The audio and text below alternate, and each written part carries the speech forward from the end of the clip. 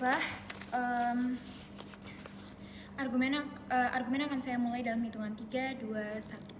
Kita hidup di dunia di mana akses terhadap berbagai media sosial itu sangat mudah, tidak mengenal batasan umur ataupun gender sekalipun. Kita juga hidup di dunia di mana bahkan anak balita juga sudah bisa mengakses hal-hal yang seharusnya belum sewajarnya mereka ketahui. Dalam konteks ini, kami rasa peran dari orang tua untuk terus mengawasi tumbuh kembang anaknya, baik secara psikologis ataupun psikomotorik, itu sangatlah krusial. Oleh karena kami sebagai tim proposisi dengan ini sangat bangga mendukung mosi ini. 3 setup dalam mosi ini. Yang pertama, seperti apa peran orang tua dalam satu sekolah?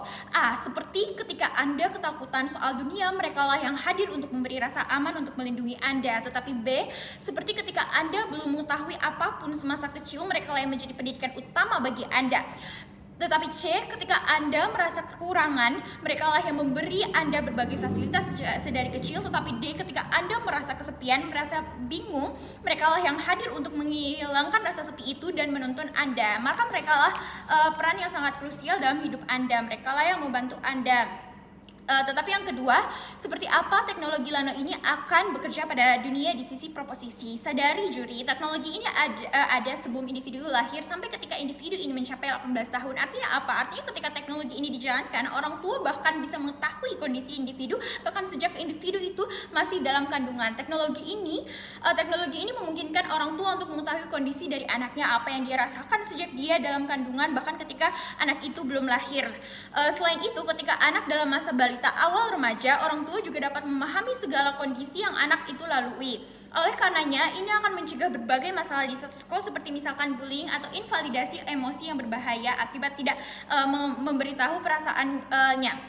Lalu siapa yang akan menjalankan teknologi ini? 4 hal. A. Teknologi ini akan dijalankan oleh pemerintah, tetapi B. Teknologi ini dapat diakses oleh setiap orang tua yang memiliki anak atau akan memiliki anak dan akan gratis. Tetapi C. Teknologi ini bersifat tidak wajib, artinya ketika orang tua itu memilih untuk tidak menggunakan teknologi itu tidak apa-apa, tidak akan mendapatkan sanksi khusus. Tetapi yang kedua, bentuk dari teknologi ini akan berupa chip yang dimasukkan ke dalam proses kehati-hatian dan ketelitian sehingga tidak akan membahayakan janin. Tetapi yang masuk ke setup ketiga, beban pembuktian kami sebagai proposisi. Sadari juri, ini adalah mosi komparatif, artinya kedua tim seharusnya dapat membandingkan dunia mana yang akan lebih efektif. Oleh karenanya, badan kami sebagai tim proposisi adalah 1, kami akan membuktikan mengapa teknologi nano ini akan berimplikasi baik pada akhirnya. Tapi B, kami juga akan membuktikan mengapa teknologi ini sebenarnya tidak akan melanggar privasi ataupun kebebasan dan hak dari anak di usia kurang dari 18 tahun. Maka mekanisme yang akan kami lakukan adalah yang pertama, memperketat pengawasan dan bekerjasama dengan Kementerian Kesehatan, psikolog dan lain sebagainya. Yang kedua, melakukan pengecekan rutin tiap 6 bulan sekali untuk mencegah adanya kerusakan teknologi. Tetapi yang ketiga, memberi sanksi berat kepada pelaku penyalahgunaan teknologi. Tetapi yang keempat, kami akan memberikan fasilitas lebih kepada pembuatan teknologi ini. Tetapi yang kelima, kami akan membentuk agen khusus untuk mengontrol jalannya teknologi ini. Dan yang terakhir, yang keenam, kami juga akan memberikan edukasi rutin pada orang tua terkait penggunaan dan aturan-aturan dari teknologi ini, baik sebelum mereka menggunakan teknologi ini, bahkan sampai ketika mereka menggunakan dan sampai ketika anaknya sudah berusia 18 tahun. Kami akan senantiasa melakukan edukasi rutin setiap 6 bulan sekali misalnya. Tapi ya, masuk pada poin argumentasi kami sebagai tim proposisi. Kami memiliki 2 poin argumentasi substansif dari tim proposisi. Yang pertama, mengapa teknologi ini akan terjustifikasi pada akhirnya? Sadari juri bahwa teknologi ini akan dikontrol penuh oleh pemerintah, juga akan bekerja sama dengan Kemenkes sehingga keamanannya akan tetap terjaga. A. Seperti apa teknologi ini akan diterima? Bagi masyarakat, terutama orang tua, ini akan sangat membantu mereka untuk memahami isi pikiran dari anaknya dan kondisi psikologis anak. Bahkan untuk masyarakat progresif, ini juga akan sangat sesuai karena mereka tentu sudah concern terkait isu-isu mental remaja yang tidak bisa speak up di misalnya. Pada akhirnya, teknologi ini akan membantu mereka dalam memahami apa keinginan anaknya. Sedangkan untuk masyarakat konservatif pada akhirnya juga akan menerima ini karena teknologi ini juga akan membantu mereka dalam bersikap kepada anak pada akhirnya.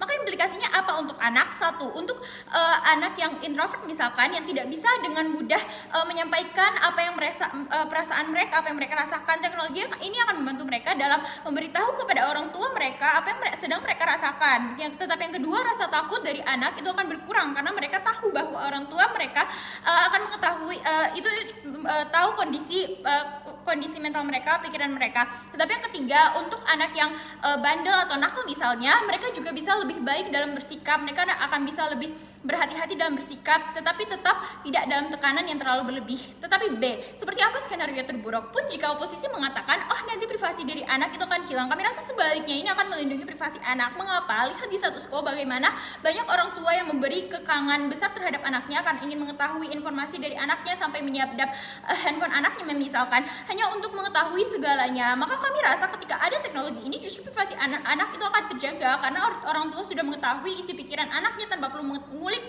lebih jauh lagi dengan memberi aturan-aturan yang mengekang. Pun misalnya teknologi ini tidak diterima oleh sebagian masyarakat misalkan, kami harap teknologi ini tetap akan ada untuk orang-orang tua yang masih concern terhadap berbagai isu di status quo. Skenario terburuk lainnya ketika misalnya teknologi ini disalahgunakan, sebenarnya dalam langkah preventif yang sudah saya sebut pada mekanisme sebelumnya dari pemerintah.